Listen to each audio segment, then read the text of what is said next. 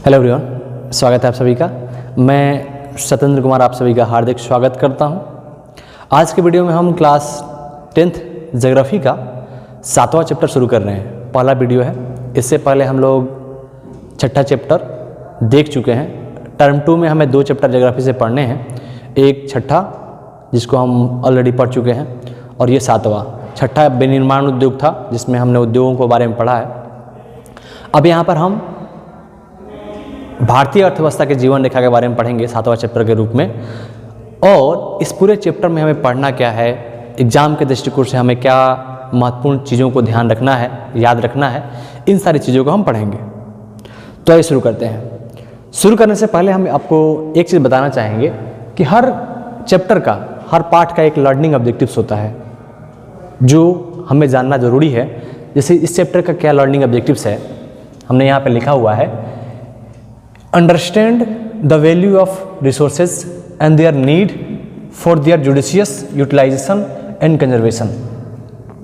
जो हमारे पास रिसोर्सेज हैं उनकी हमें आवश्यकता, नीड क्या है, कैसे हम उसका जुडिशियस यूटिलाइजेशन, न्यायसंगत उपयोग कर सकते हैं, संरक्षण हम कैसे करेंगे, क्योंकि हमारे लिए संसाधन कितना महत्वपूर्ण है हम सभी जानते हैं और संसाधन के बिना हम विकास नहीं कर सकते हैं। तो संसाधन का विकास, उसकी उपयोगिता, उसके महत्व को समझते हुए हम इसका उपयोग करेंगे। तो आइए शुरू करते हैं।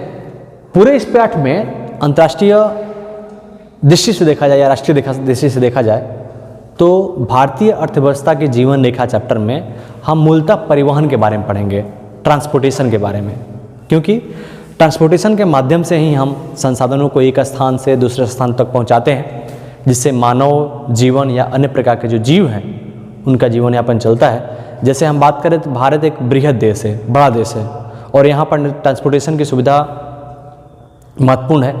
ट्रांसपोर्टेशन की सुविधा ही यह निर्धारित करती है कि संसाधन कितना जल्दी कहाँ तक आप पहुँचा सकते हैं, वो उसके विकास, ट्रांसपोर्टेशन के विकास पर ही निर्भर करता है। ऐसा माना जाता है, ऐसा देखा भी गया है कि जिस देश में ट्रांसपोर्टेशन की सुविधा जितनी बेहतर है, यातायात की सुविधाएं जितनी अच्छी हैं, वहाँ पे जीवन स्तर जो है लोगों का, उस देश का जो विकास स्तर है वो काफ़ी ऊपर है। काफ़ी डेवलप कंट्री हैं जहाँ पे यातायात के सुगम और सुलभ से व्यवस्थाएं हैं। तो हम यहाँ बात करेंगे परिवहन के बारे में, ट्रांसपोर्टेशन के बारे में, ठीक है, क्योंकि संसाधनों को एक स्थान से दूसरे स्थान तक पहुँचाने के लिए परिवहन एक महत्वपूर्ण माध्यम है। परिवहन क्या है, ठीक है, सबसे पहले देखते हैं परिवहन यानी ट्रांसपोर्टेशन क्या है। परिवहन जो है 2 शब्दों से मिलकर बना हुआ है।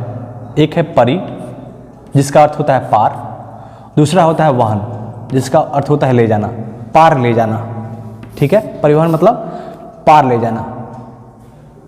हम एक स्थान से दूसरे स्थान तक किसी वस्तु को पहुंचाने के लिए जिस माध्यम का प्रयोग करते हैं उसी को हम परिवहन के नाम से जानते हैं। अब परिवहन के हमारे यहाँ कई प्रकार के साधन हैं। परिवहन के साधनों की बात करें तो हमारे पास परिवहन के कई साधन हैं। मूलतः हम भारत की बात करेंगे तो यहाँ पर हमने कई प्रकार के संसाधनों का उपयोग किया है जो हमारे ट्रांसपोर्टेशन के रूप में उपयोग होते हैं। परिवहन के साधन की बात करें तो यहाँ पर आप देखेंगे हमारे यहाँ परिवहन के साधन को मूलतः 3 भागों में बांटा गया है, ठीक है। There is 3 part of the transportation. कौन कौन से? एक हम स्थल के रूप में, स्थल परिवहन के रूप में जानते हैं, लैंड ट्रांसपोर्टेशन। दूसरा है जल परिवहन, वाटर ट्रांसपोर्टेशन। और तीसरा हमारे पास है वायु परिवहन यानी कि एयर ट्रांसपोर्टेशन। तो इन ट्रांसपोर्टेशन को हम 3 मूलतः भागों में बांटते हैं। उसके आगे बात करें तो स्थल परिवहन जो लैंड ट्रांसपोर्टेशन है, इसको हमने 3 अलग अलग फिर अन्य भागों में बांटा है। स्थल की बात करें फिर हमने इसको 3 भागों में बांटा है। स्थल में 3 कौन कौन से? एक है सड़क, रोड ट्रांसपोर्टेशन, दूसरा है रेलवे ट्रांसपोर्टेशन और तीसरा है पाइपलाइन ट्रांसपोर्टेशन। और इन तीनों के माध्यम से हम ट्रांसपोर्टेशन करते हैं, वस्तुओं को एक स्थान से दूसरे स्थान, वस्तुओं को, चीज़ों को हम भेजते हैं। सड़क की बात करें तो सड़क कई प्रकार के हमारे यहाँ नेशनल हाईवे है, राजकीय नेशनल हाईवे है, राजकीय हाईवे है, ठीक है। इसके अलावा ग्रामीण सड़कें हैं, बहुत सारी सड़कें हैं, तो उसकी बात करेंगे हम। सीमांत सड़कें हैं। दूसरे बात करें तो रेल परिवहन, रेलवे परिवहन हमारे पास। रेलवे में बहुत सारे हम क्षेत्रों में विकास देख रहे हैं। रेलवे में हम भारतीय रेल की बात करें या फिर मेट्रो की बात करें, आजकल हम बुलेट ट्रेन की बात कर रहे हैं, तो इन सभी की बात करेंगे। और तीसरा हमारे पास है स्थल में पाइपलाइन।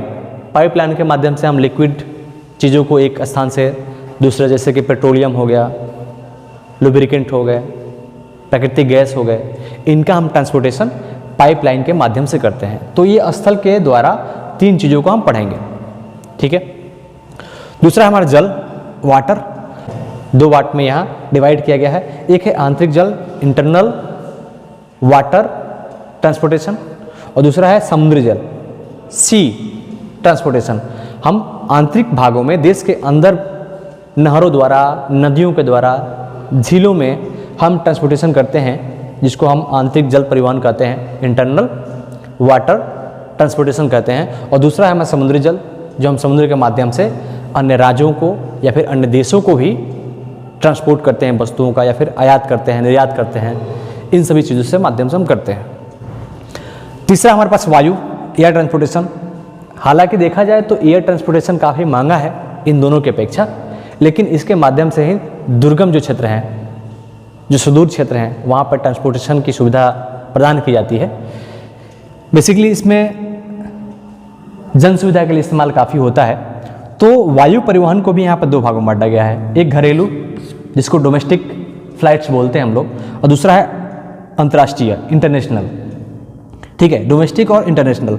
और यहाँ पर डोमेस्टिक को तो एक ही भाग देखेंगे, लेकिन अंतर्राष्ट्रीय हमारे यहाँ जो एयरवेज हैं उनको 2 भागों में बांटा गया है। एक है सार्वजनिक, ठीक है, पब्लिक सेक्टर की जो हमारे यहाँ एयरलाइंस हैं, और दूसरा है निजी सेक्टर की, जो प्राइवेट सेक्टर की। तो यहाँ पर एयरलाइंस को भी 2 भागों में बांटा गया है, प्राइवेट और पब्लिक सेक्टर के एयरवेज। तो इस प्रकार इस पूरे चैप्टर में हम तीनों प्रकार के जो संसाधन हैं, जो ट्रांसपोर्टेशन की सुविधाएं हैं, साधन हैं, उनका हम अध्ययन करेंगे, ठीक है। तो अगले वीडियो में हम देखेंगे कि स्थल परिवहन के अंतर्गत हमारे यहाँ जो तीनों संसाधन हैं, सड़कें, रेल और पाइपलाइन, इनमें क्या विकास है, किस तरह से भारत ने विकास किया है, इसके बारे में पढ़ेंगे। तो आज की वीडियो में इतना ही। मुझे विश्वास है कि ये वीडियो आपको काफ़ी अच्छा लगा होगा। मिलते हैं अगले वीडियो में अगले टॉपिक के साथ। तब तक के लिए बहुत बहुत धन्यवाद।